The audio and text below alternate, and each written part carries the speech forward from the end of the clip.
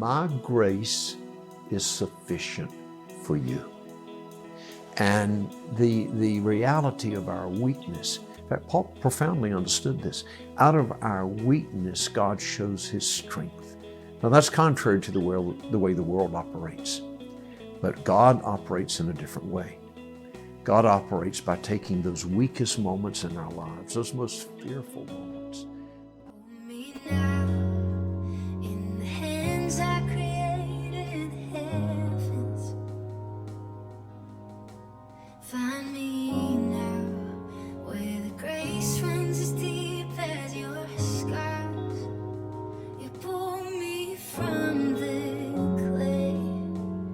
You send me on a rock. You call me by your name. You make my heart whole again. Lift it up.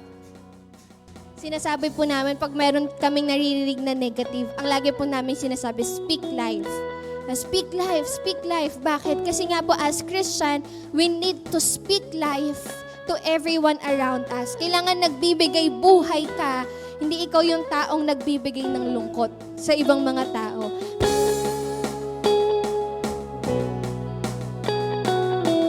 Alam niyo po, yung pagsasabi ng sorry, hindi enough po na umiyak ka and then you say sorry. Hindi po emotions lang po. Dapat sinasamahan po ng isip yan.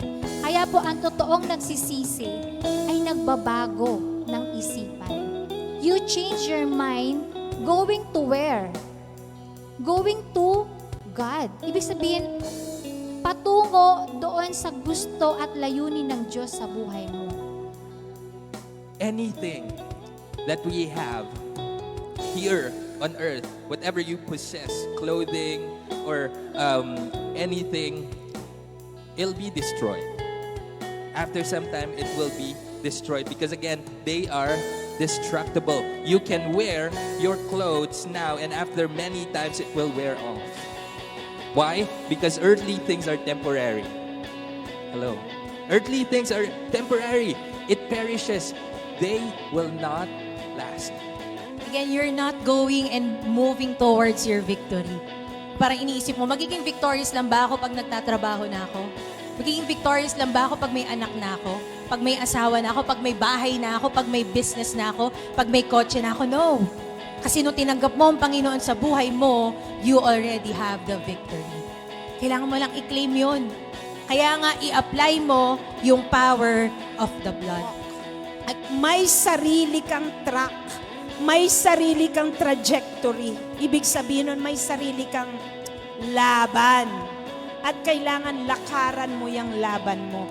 Walang ibang lalakad dyan sa tawag mo.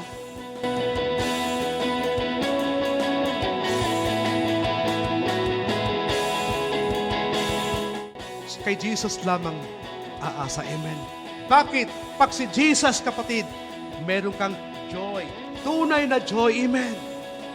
Tunay na kagalakan, yung inner joy na binigay ni Jesus sa puso mo, kapatid. Hindi matanggal yun. Hindi mawala po yun. Kapag transform, binago ang iyong buhay, you must be giving glory to God. Amen? Give glory to God. We honor God because of what He did for us on the cross. Yumaman dito, nagpayaman dito sa sarili niyang lakas.